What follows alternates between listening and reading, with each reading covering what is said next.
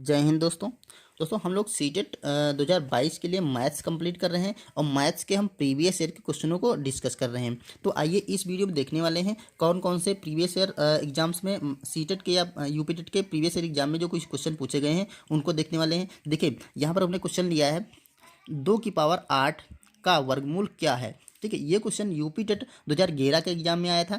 तो देखिए 2 की पावर 8 का वर्गमूल निकालना है तो हमें एक चीज़ पहले क्लियर कर लेनी है। देखो जो अगर किसी जैसे मतलब कोई संख्या दे रखी है, ठीक है, उस पर हमें वर्गमूल उसका निकालना है। तो इसका मतलब क्या होता है, एक्स की घात वर्गमूल का मतलब एक्स की घात 1/2, मतलब इसकी पावर आधी होती है। ठीक है, यही वर्गमूल का मतलब होता है। तो आइए इसको सॉल्व करते हैं। तो यहाँ पर देखो लिखा है 2 की पावर 8, अब इसका वर्गमूल निकालना है। ठीक है, तो इस पर हम वर्गमूल लगा देंगे। ठीक, अब क्या हो जाएगा 2 की पावर 8। अब वर्गमूल का मतलब हमने बताया कि एक इसकी पावर 1/2 होती है, तो इसकी पावर हम क्या कर देंगे, इसकी पावर हम कर देंगे 1/2। जो भी दे रखा था उसकी पावर 1/2 कर दिया।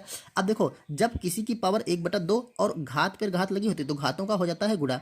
तो 2 की पावर 8 और गुणा 1/2। अब पावर को हम कट कर लेंगे, 2 एकम 2 चौके 8, तो ये हो जाएगा आपका 2 की पावर 4। क्लियर। अब इसको क्या कर सकते हैं हम, 2 गुणा 2 गुणा 2 गुणा 2, तो 2 दूना 4 दूना 8 दूना 16, तो ये आपका 16 आंसर आ जाएगा। ठीक है, तो इस तरह से जो ये 2 की पावर 8 था इसका वर्गमूल आपका 16 आ गया। ठीक, तो ऑप्शन नंबर हम डी सही कर देंगे। तो आइए अगला क्वेश्चन करते हैं। यहाँ पर देखिए एक बोतल में 750 ml जूस भरा जाता है। ऐसी 6 बोतलों से एक कार्टन पैक किया जाता है। 450 लीटर जूस के लिए कितने कार्टनों की आवश्यकता होगी। देखिए एक बोतल में 750 ml जूस भरा जाता है। ठीक है, तो देखो एक बोतल में इतना भरा जाता है तो पहले हम निकालते हैं क्योंकि एक कार्टन में कितने ml दूध सॉरी कितने ml जूस भरा जाता है वो पहले निकाल लेते हैं। तो देखो एक कार्टन लिखते हैं यहाँ पे, कार्टन को हम डायरेक्ट केल से लिखते हैं। एक के में कितना आ जाएगा, देखो एक बोतल में 750 ml आता है, 750 ml आता है। तो आपको पता है कि अगर एक में इतना आता है तो 6 में कितना आ जाएगा, इसको मल्टीप्लाई कर लेंगे। ठीक है, तो इसको हम 6 से मल्टीप्लाई करेंगे तो ये जो है एक कार्टन में मतलब 6 बोतलों में कितना भरा जाएगा वो क्लियर हो जाएगा। तो देखो यहाँ पर आ जाएगा 6, जीरो से करेंगे तो यहाँ पर जीरो आ जाएगा और 6 पंचे 30। ठीक है, 30 का जीरो हो जाएगा और 6 सत्ते 42, 43, 44, 45, ये आ गया। ठीक है, तो आप ये निकालें या फिर ऐसे रहने दिए क्योंकि हमें आगे कैलकुलेट करना पड़ेगा। अब देखो ये चीज़ क्लियर हो गई, इतने ml आ जाएगा। ठीक है, अब देखो यहाँ पर दे रखा है 450 लीटर जूस पैक करने के लिए। तो हमें क्या करना है, 450, यहाँ पर देखिए लीटर दे रखा है तो हमें लीटर में तो नहीं निकाल सकते क्योंकि यहाँ पर ml में दे रखा है।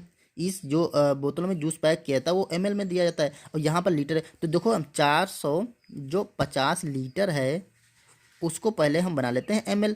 तो 450 गुणे 1 लीटर में 1000 ml होते हैं। ठीक है, तो हम 1000 से इसको मल्टीप्लाई करें तो अब ये हो गए हमारे ml। ठीक है, मिलीलीटर।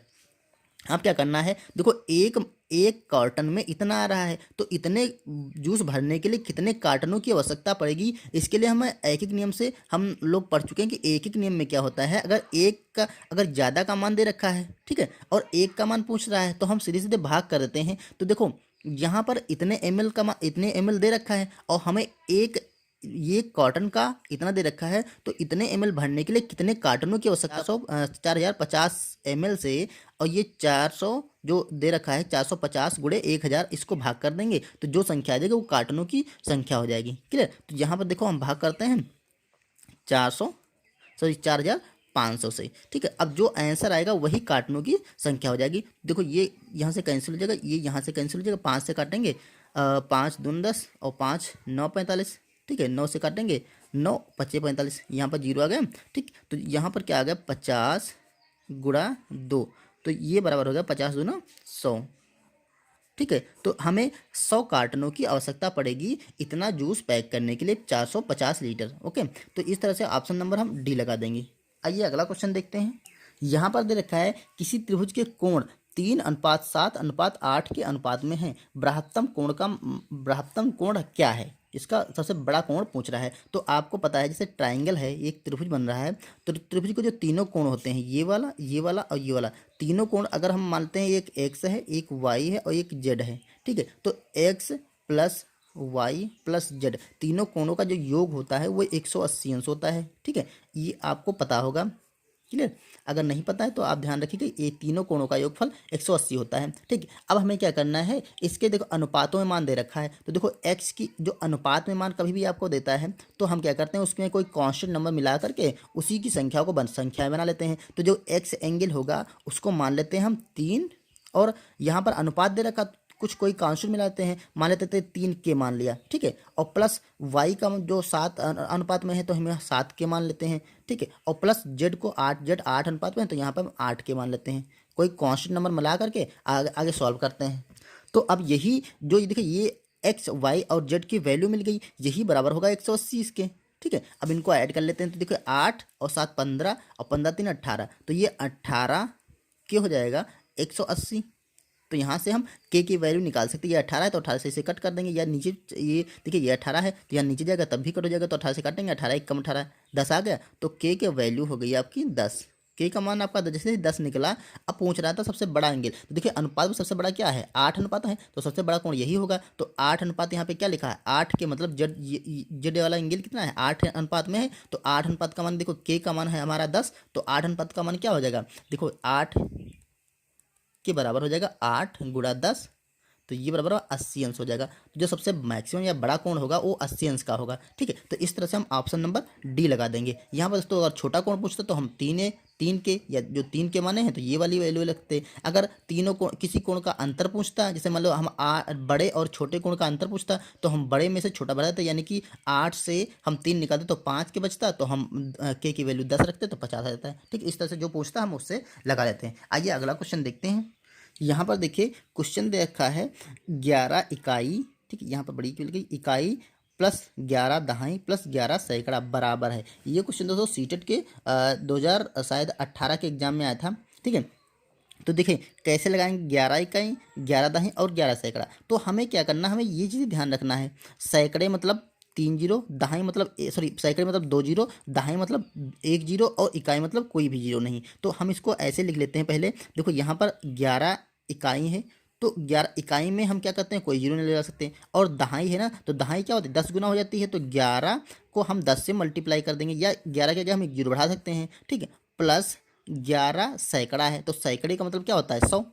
ठीक है, तो हम ऐसे लिख सकते हैं, तो ये हमारा आ जाएगा, देखिए ये आ जाएगा 11 प्लस 110 प्लस ये हो जाएगा 1100, सॉरी 1100 हो जाएगा। क्लियर, अब इसको हम जोड़ लेते हैं तो जो आंसर आ जाएगा वही हमारा आंसर हो जाएगा। तो इसको जोड़ने का क्या तरीका है कि हम पहले बड़ी संख्या को ऊपर लिखेंगे 1100, ठीक है, फिर 110 लिखेंगे, फिर यहाँ पर लिख देंगे 11। अब ऐड कर लीजिए तो ये देखिए यहाँ पर एक बचा, यहाँ पर एक एक 2 हो जाएगा, यहाँ पर 2 हो जाएगा, यहाँ पर 1 हो जाएगा, तो ये 1221 आ गया। ठीक है, तो देखिए 1221 ऑप्शन नंबर हम बीन लगा सकते हैं इसमें। ठीक, अगला 3.5 समकोण में डिग्रियों की संख्या कितनी होगी। 3.5 समकोण है उसमें डिग्रियों की संख्या पूछ रहा है, तो ये क्वेश्चन सीटेट के 2021 के एग्जाम में आया था। ठीक है, तो आइए देखते हैं। देखिए 3.5 समकोण, अब आपको बता दें पहले समकोण क्या होता है। समकोण दोस्तों एक ऐसा एंगल होता है जिसका मान 90 अंश का होता है। ठीक है, कोई भी जैसे हमने ए एंगल बना लिया तो ये हमारा क्या है समकोण है, इसका मान 90 अंश का है। ठीक है, तो ये समकोण है। अब कह रहा है 3.5 समकोण, 3.5 मतलब क्या होता है 3.5 या 3 सही 1/2, तो इसका 3.5 कोण है ना। तो ये देखो आप ऐसे इसको कैलकुलेट कर सकते हैं, पहले तो 3 करेंगे फिर इसका आधा करेंगे। देखो 3.5 मतलब क्या होगा 3 और प्लस आधा, ठीक है 3 प्लस आधा, तो इसको हम या तो मल्टीप्लाई कर देंगे 90 और गुणे देखो यहाँ पर लिखते हैं 3.5। देखो समकोणों की जो संख्या है समकोण उनका हम कर देंगे 3.5 मतलब 3 सही 1/2, इससे मल्टीप्लाई कर देंगे। या तो फिर आप ऐसे करिए, इसको हम पहले 3 कर लेते हैं, 3 से मल्टीप्लाई कर लेते हैं तो ये 3 का समकोण हो जाएगा, और फिर इसका आधा उसमें जोड़ लेते हैं। ठीक, तो या तो फिर आप ऐसे करिए, या तो फिर 3.5 से मल्टीप्लाई कर दे, 3.5 का मतलब ये क्या होगा 3 दूना 6 1 7, तो ये 7 हम 2 से मल्टीप्लाई करेंगे। आंसर दोनों तरह सेम आने वाला है, तो देखो इसको मल्टीप्लाई करें, अब 2 से काट लगा ये 2 1 कम 2, यहाँ पर काटेंगे तो ये 45 बार जाएगा। ठीक, तो ये 45 गुणा 7, अब देखिए मल्टीप्लाई कर लीजिए, 7 बचे 35 का 5 और 7 चौक 28 और 29 30 31, तो ये आपका 315 अंश आ जाएगा। ठीक है, देखिए इस तरह से ऑप्शन नंबर हम डी लगा सकते हैं। ठीक है, और अगर आपको समकोण पता था कि 90 अंश होता है तो 3.5 मतलब 3 और आधा, तो 3 90 का 3 गुना करेंगे तो 9 त्रिक 27, तो ये 270 आ जाएगा। ठीक है, और प्लस इसका आधा, तो 90 का आधा 45, तो इसमें 45 हम जोड़ देंगे। ठीक, तो ये 3.5 की वैल्यू आ जाएगी, इसको जोड़ देंगे तो देखिएगा हो गया 5 हो गया, और 7 4 11 का 1 हो गया, हाथ से लगा 2 और सॉरी हाथ से लगा 1, तो यहाँ पर 2 और 1 3, तो यही 315 अंश आ गया। तो कैसे भी लगाएं, आपको अगर समकोण मान पता था तो आप कैसे भी इसका आंसर निकाल सकते थे। तो आइए अगला क्वेश्चन करते हैं। यहाँ दे रखा है यदि अब समय 2:17 PM है तो अब से ठीक 11 घंटे और 59 मिनट बाद क्या समय होगा। ठीक है, तो इसको निकालना है। देखो टाइम से क्वेश्चन है ये, और ये भी सीटेट के 2021 के एग्जाम में आया था। तो ये देखो समय क्या रहा है, 2:17 PM है। तो PM और AM का मतलब क्या होता है, जैसे PM है तो हम 12 घंटे बाद AM हो जाता है, या तो हम 24 घंटे वाला समय लगे, पूरे दिन में 24 घंटे होते हैं ना, तो हम क्या करते हैं सुबह जो रात के 12 बजे के बाद से AM शुरू हो जाता है। ठीक है, और सुबह दोपहर के 12 बजे के बाद PM शुरू हो जाता है। तो वही यहाँ पर AM और PM हमें ध्यान रखना है। तो देखो आंसर सब में AM में दे रखा है, इसका मतलब हमें जैसे ही इसके 12 घंटे बाद होगा हमारा तुरंत AM हो जाएगा। तो यहाँ पर दे रखा है 2:17 इतना टाइम मतलब इतना टाइम दे रखा है, ये अब का समय दे रखा है जो इन्होंने दे रखा है अब। ठीक है, तो जिस समय की बात कर रहे हैं वो ये है। अब कह रहा है से 11 घंटे और 59 मिनट बाद, तो इसमें हम 11 घंटे और 59 मिनट जोड़ देते हैं। तो देखिए 11 घंटे इसमें जोड़ेंगे तो यहाँ पर हो जाएगा हमारा 11, ठीक है, और 59 मिनट, यहाँ पर 59 मिनट। अब इसको हम जोड़ लेते हैं। ठीक है, अब जोड़ लेते हैं तो देखो यहाँ पर हो जाएगा 9 और 7 16 का 6, हासिल लगा 1 5 और 1 6 और 1 7। अब यहाँ पर आ जाएंगे आपका 11 2 13। तो देखो 13 घंटे और 13:76। अब 76 मिनट होते नहीं है तो इसका हम क्या बना लेते हैं, इसका हम 1 मिनट बना लेते हैं, क्योंकि 1 मिनट में 60 सेकंड होते हैं। तो यहाँ पर देखो 1 घंटा पूरा पूरा बन जाएगा और 16 सेकंड बच जाएंगे। तो यहाँ पर देखिए 16 सेकंड बचा लीजिए।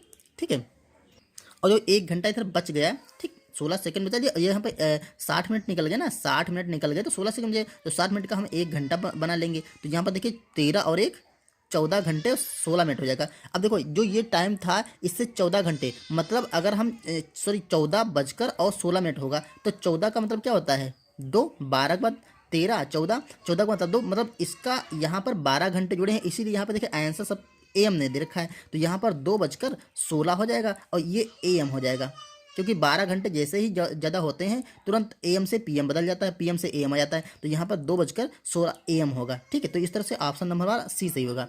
दोस्तों ये थे सीटेट के प्रीवियस ईयर एग्जाम्स में जो भी क्वेश्चन आए थे वो उनका सोल्यूशन था। तो आपको अगर पसंद आया तो वीडियो को लाइक करिए, और चैनल पर नए हैं तो सब्सक्राइब कर लीजिए। हम इसके बहुत सारे क्वेश्चन करने वाले हैं और प्रैक्टिस सेट भी करने वाले हैं। तो चलिए मिलते हैं नेक्स्ट वीडियो में, तब तक के लिए थैंक यू।